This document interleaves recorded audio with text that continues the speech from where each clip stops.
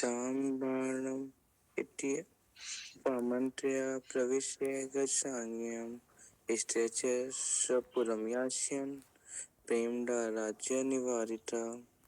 हरि बोल।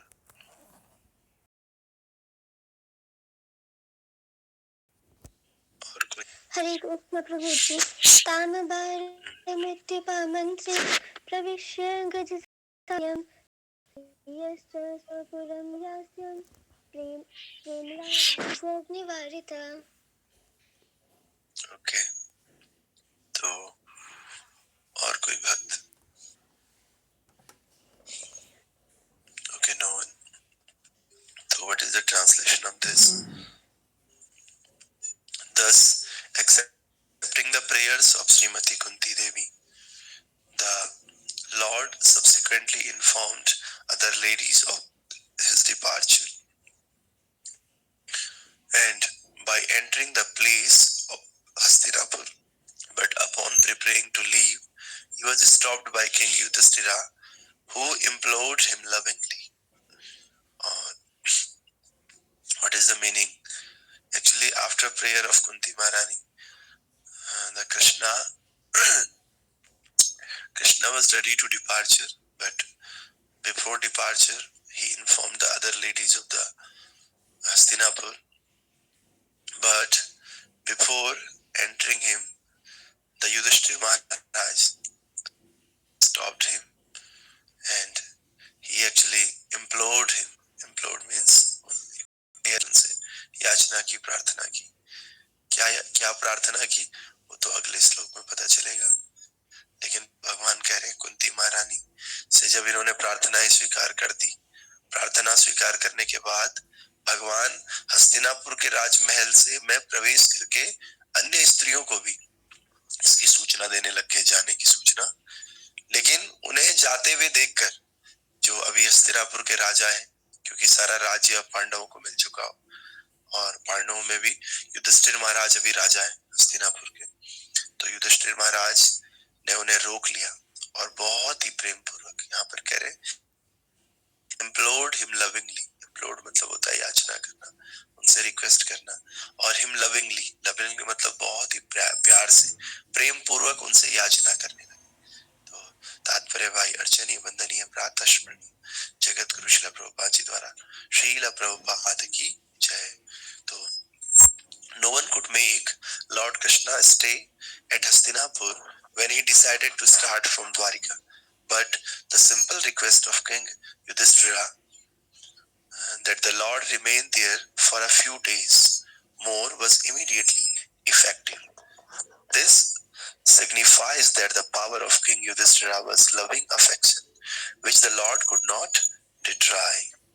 तो एक्चुअली बहुत लोगों ने भगवान को द्वारिका जाने के लिए रोका हस्तिनापुर से, लेकिन कोई भगवान को मना नहीं पाया, इवन कुंती महारानी भी नहीं मना पाई। लेकिन भगवान, जब युधिष्ठिर ने बहुत सिंपल से रिक्वेस्ट की भगवान से रुक जाने के लिए, तो भगवान रुक गए। क्यों रुक गए? भगवान युधिष्ठिर ने कहा कुछ और दिन आप रुक जाइए यहाँ पर, तो इमीडिएटली ये इफेक्टिव हो गया। कह रहे हैं यहाँ पर इफेक्टिव मीन्स इसका फर्क पड़ा। तो what is the reason? Reason was that this signifies that the power of king Yudhishthira was loving. महाराज का प्रेम है कितना है भगवान के लिए, इतना प्रेम है कि भगवान को जब ये प्रेम पूर्वक बोलते हैं तो भगवान लॉर्ड कुड नॉट डिनाई, भगवान डिनाई नहीं कर पाए, मना नहीं कर पाए भगवान। और the Almighty God is thus conquered only by loving service and nothing else. इसीलिए प्रभुपाद कह रहे हैं कि जो Almighty God है, परम भगवान है, भगवान केवल और केवल प्रेम के द्वारा प्राप्त हो सकते हैं, लविंग सर्विस के द्वारा, बट नथिंग एल्स। इस संसार में भी और संसार के बाहर भी आप केवल और केवल प्रेम के द्वारा दूसरों से जीते जा सकते हो। अगर प्रेम है तो आप सब कुछ कर सकते हो, प्रेम नहीं है तो आप कुछ भी नहीं कर पाओगे। तो इसलिए भगवान भी केवल प्रेम के द्वारा, लविंग सर्विस के द्वारा आप भगवान को कॉन्कर्ड कर सकते हो, तो विवश कर सकते हो आप भगवान को, ये जीते जा सकते हैं भगवान केवल और केवल प्रेममय भक्ति के द्वारा। इसीलिए he is fully dependent in all the dealings, all his dealings, but he voluntarily accepts obligations by the loving affection of his pure devotees. भगवान पूरी तरह से स्वतंत्र है अपने समस्त व्यवहारों में, पूरी तरह से भगवान स्वतंत्र है, लेकिन फिर भी भगवान क्या करते हैं, अपने शुद्ध भक्तों के प्रेम का ऋण वे आसानी से स्वीकार करते हैं, स्वेच्छा से स्वीकार करते हैं, इसीलिए भक्तों के द्वारा भगवान बांधे जाते हैं। तो आगे अगला श्लोक है, व्यासादेरीश्वरे हाग्ये कृष्णेन अद्भुत कर्मणा प्रबोधितो पीतिहासेन अबुध्यत सुचार्पिता। तो कह रहे हैं कि king Yudhishthira who was much aggrieved could not convinced despite instruction by great sages headed by Vyasa and the Lord Krishna himself, the performer of superhuman feats and despite all historical evidences। तो युधिष्ठिर महाराज है, ये अत्यधिक शोक में डूबे हुए थे युधिष्ठिर महाराज। तो व्यास देव और बहुत सारे मुनियों ने और साक्षात भगवान से कृष्ण के उपदेशों से समस्त ऐतिहासिक साक्ष्य से सांत्वना प्राप्त नहीं कर सके। युधिष्ठिर महाराज इतने दुखी थे क्योंकि धर्मात्मा थे, तो कौरवों की मृत्यु हुई। कई बार क्या होता है, हम लोग जीत तो जाते हैं, लेकिन जीतने के बाद जो घटना हमारे आसपास हुई है वो घटना हमें बार बार याद आती, बड़े बड़े संतों को भी याद आती। तो हमें ये नहीं सोचना चाहिए कि क्या है यार आदमी परेशान कर रहा है बार बार, क्या ये उसी घटना को लेके बैठ गया, ऐसे नहीं होता है। कई बार इन घटनाओं का दिमाग पे बड़ा असर पड़ता है, भले वो महात्मा ही क्यों ना हो। हमें यहाँ पर से सीखना चाहिए कि जो युधिष्ठिर महाराज हैं, जिनके साथ साक्षात कृष्ण है, जो इतने बड़े राजा हैं, धर्मात्मा हैं, इतने सुलझे हुए व्यक्ति युधिष्ठिर महाराज, उनको भी इस पूरे युद्ध का प्रभाव इनके माइंड पे कितना पड़ा कि अभी तक भी ये शोकाकुल है, शोक में डूबे हुए, इतने शोक में डूबे हुए हैं कि साक्षात व्यास देव ने इनको समझा दिया, अन्य मुनियों ने भी समझा दिया, इवन परम भगवान श्री कृष्ण के ने भी उपदेश दे दी और साक्ष्य भी दे दी। कई बार हमारा माइंड एक्सेप्ट नहीं करता है चीजों को, जब हमारे पास किसी पास्ट का इफेक्ट हमारे माइंड में होता है, तो वही यहाँ पर भी हो रहा है। तो इन सब से भी युधिष्ठिर महाराज सांत्वना प्राप्त नहीं कर सके, नहीं कर पाए सांत्वना प्राप्त। तो तात्पर्य में प्रभुपाद जी कह रहे, the pious king Yudhishthira was mortified. ये कोई पढ़ेगा इसको, कोई भक्त अगर पढ़ना चाहे तो पहले स्टेंजा को पढ़ सकता है। यस पढ़िए। The pious King Yudhishthira was mortified because of the mass massacre of the human beings in the battle of Kurukshetra, especially on his account. Duryodhana was there on the throne, and he was doing well in his administration, and in one sense, there was no need of fighting. But on the principle of justice, Yudhishthira was to replace him. The whole clique of the politics centered around this point, and all the kings and residents of the whole world become involved in this fight between the rival brothers. Lord Krishna was also there on the side of King Yudhishthira. It is said in the Mahabharata Adi Purva that one station 64 crore men were killed in the 18 days of the Battle of Kurukshetra, and some hundreds of thousands were missing. Practically, this was the greatest battle in the world within 5,000 years. Okay. कारण था दुर्योधन के शोकमग्न होने का। Basically Duryodhan एक पुण्यात्मा है, और पुण्यात्मा जब भी देखता है कि रक्तपात हो रहा है, किसी का मर्डर हो रहा है, तो पुण्यात्मा सह नहीं पाता है। तो कई लोग इसको कमजोरी बोलते हैं, वीकनेस, लेकिन ये उसकी पुण्यात्मा है, ये उसकी शुद्धता है, ये उसकी दया है कि वो देख नहीं पाता है, भले उसके फायदे के लिए क्यों ना हो। तो इसी प्रकार से कि युधिष्ठिर महाराज बहुत खिन्न थे, बहुत शोकाकुल थे, उनका मन बहुत खट्टा हो रखा था। क्यों? क्योंकि इतने लोगों का खून बहा। आप अगर माने तो जो ये 5000 साल पहले युद्ध हुआ महाभारत का, ये बहुत ही बड़ा युद्ध था। इससे बड़ा युद्ध कोई हुआ नहीं आज तक, वर्ल्ड वार भी इतना बड़ा नहीं हुआ। और बताते हैं इसमें कितने लोग मारे गए, इसमें करीब करीब 64 करोड़ लोग मारे गए, और 64 करोड़ लोग मारने के साथ साथ पता नहीं कितने लाखों लोग लापता हो। 64 करोड़ तो वो है जिनका पता चला, लाखों लोग लापता हो। तो इतना खतरनाक युद्ध था, और ये युद्ध केवल कितने दिन हुआ था? 18 दिन, और 18 दिन में ही 64 करोड़ लोग मारे गए। तो इससे युधिष्ठिर महाराज बहुत ही खिन्न थे, बहुत खट्टे खट्टा उनका हृदय हो रखा था। तो एक प्रकार से देखा जाए तो दुर्योधन उस समय सिंहासन पर बैठा हुआ था और वो ठीक से शासन चला रहा था। एक प्रकार से देखा जाए तो युद्ध करने की कोई जरूरत नहीं थी उस, लेकिन न्याय की सिद्धांत से दृष्टि से देखा जाए तो युधिष्ठिर को संभालना नहीं आ रहा था न्याय के हिसाब से।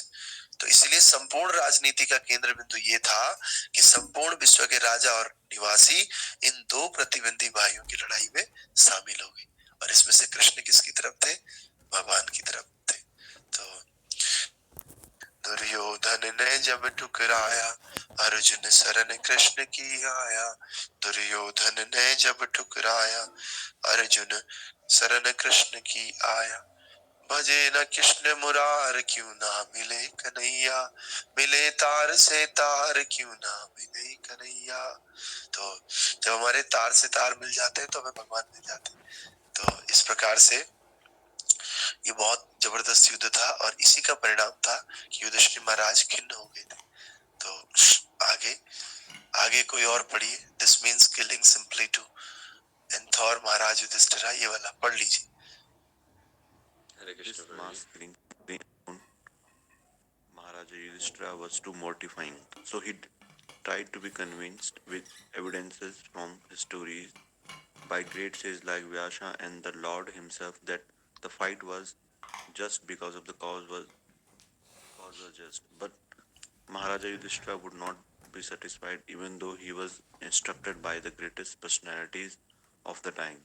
Krishna is designated herein as the performer of superhuman action, but in this particular instances, neither he nor Vyasa could convince King Yudhishthira. Does it mean that he failed to be the superhuman actor? No, certainly not. The interpretation is that the Lord is Ishvara or the super soul in the heart of both King Yudhishthira and Vyasa performed still more superhuman action because the Lord desired it. As the super soul of the king Yudhishthira, he did not allow the king to be convinced by the words of Vyash and others, including himself, because he desired that the king hear instruction, kings hear instructions from the dying Bhishmadeva, who was another great devotee of the Lord. The Lord wanted that at last stage of his material existence, the great warrior Deva see him personally and see his beloved grandchildren, King Yudhishthira, etc. Now situated on the throne and thus passes away from very peacefully, Bhishma Deva was not at all satisfied to the fight against Pandava, who were his beloved fatherless grandchildren. But the Kshatriya are also very stern people and are therefore he was obliged to take the side of Duryodhana because he was maintained at the expense of Duryodhana. Besides this, the Lord also desired that King Yudhishthira be pacified by the words of Bhishma Deva so that the world could see the Bhishma Deva excel all in knowledge, including the Lord himself. Okay, thank you, Hare Krishna. तो हाँ, तो इसका कारण क्या था कि युधिष्ठिर महाराज सोच रहे कि मेरे को राज सिंहासन मिलना था और केवल मेरे को राज सिंहासन के लिए इतने लोगों को मरना पड़ा, बाप रे, 64 करोड़ लोगों को। तो उनको हो गया। कई बार जब हमारी वजह से किसी दूसरे की मौत होती, एक व्यक्ति की, तो हम क्या सोचते हैं, अरे यार इसका मर्डर हो गया, हमारा बहुत परेशान हो जाते हैं। लेकिन यहाँ एक व्यक्ति नहीं, राज सिंहासन प्राप्त करने के लिए 64 करोड़ लोगों की मृत्यु हो गई, समझ रहे हैं? तो इसलिए बहुत ही परेशान हो गए और इतने परेशान हो गए कि बहुत सारे लोगों ने इनको समझाया, मुनियों ने समझाया कि, और इतिहासों से भी समझाया कि देखो, ऐसे कई बार हम दूसरे लोगों को समझाते हैं साक्ष्य दे करके, शास्त्रों का उलाहना दे करके, लेकिन दूसरे लोग मानने को तैयार नहीं होते, नहीं समझ पाते। उसी प्रकार युधिष्ठिर महाराज को भी इन्होंने समझाया कि भाई जो तुमने किया ये क्या था, ये न्याय संगत था। कैसा था? न्याय, बिल्कुल सही किया।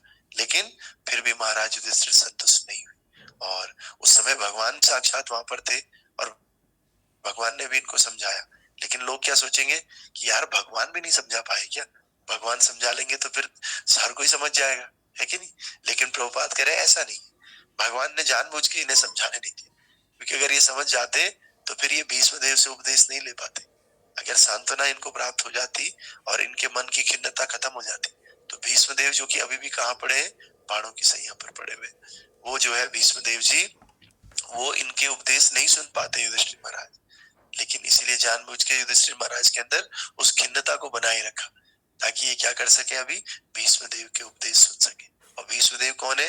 भीष्मदेव भगवान के ही दूसरे अन्य भक्त हैं जो कि, तो फिर भीष्मदेव का क्या है, भीष्मदेव के बारे में बता रहे प्रभुपाद जी, ये भगवान के महान भक्त हैं और ये क्या है, ये भी नहीं चाहते थे खून खराब और ये पांडवों के विपरीत बिल्कुल नहीं जाना चाहते थे, लेकिन क्या हुआ, कहीं ना कहीं ये दुर्योधन का उस समय अन्न खा रहे थे, किसका, क्योंकि दुर्योधन के द्वारा इनका भरण पोषण हो रहा है, इसलिए इनको किसी तरफ से लड़ना पड़ा। दुर्योधन क्या करें यार, यही खिला पिला रहा है अभी, ठीक है। तो क्योंकि क्षत्रिय जन बहुत कठोर होते हैं, इसलिए उनका भरण पोषण दुर्योधन की वजह से हो रहा था, तो भले इच्छा नहीं है दुर्योधन की तरफ से लड़ने की, लेकिन फिर भी दुर्योधन की तरफ से लड़े। तो इसके अतिरिक्त भगवान की भी ये इच्छा थी कि जो राजा युधिष्ठिर है वो भीष्म देव के वचनों से सांत्वना पाए, क्योंकि अगर युधिष्ठिर महाराज के पास नहीं जाते तो फिर भीष्म देव की प्रेयर्स हम कहाँ से पढ़ पाते, जो कि अगला चैप्टर है। तो इसीलिए भगवान की लीला है, और जिससे दुनिया ये भी देख सके कि भीष्म देव ज्ञान में यहाँ तक कि भगवान से भी बढ़कर थे, लेकिन नहीं, क्योंकि अपने दूसरे भक्त को ग्लोरीफाई करना है ना, युधिष्ठिर महाराज को तो कर ही दिया ग्लोरीफाई, अब किसको ग्लोरीफाई करना है भगवान ने, भीष्म देव को। तो वो कैसे ग्लोरीफाई करेंगे, उनके ज्ञान को देख करके। तो इसीलिए भगवान अपने भक्तों के माध्यम से उनका ज्ञान भगवान करवाते, तो इसीलिए निमित्त बनाया है युधिष्ठिर महाराज को, है कि नहीं। और अब अगले चैप्टर में हम देखेंगे कैसे भीष्म देव जो है भगवान की उपस्थिति में देह का त्याग करते हैं और देह का त्याग करके अपने उपदेश बताते, इवन भगवान को भी और युधिष्ठिर महाराज को भी। और भगवान ही शुरू करते हैं भीष्मदेव से कि आप कुछ हमें दीजिए ज्ञान, युधिष्ठिर महाराज को कुछ ज्ञान दीजिए, तब भीष्मदेव जो है ये ज्ञान प्रदान करते हैं। ग्रंथराज श्रीमद् भागवतम की जय, शील प्रभुपाद की जय। संसार दावा नललीला लोका त्राणाय कारुण्य गणागणत्वं प्राप्तस्य कल्याण गुणार्णवस्य वन्दे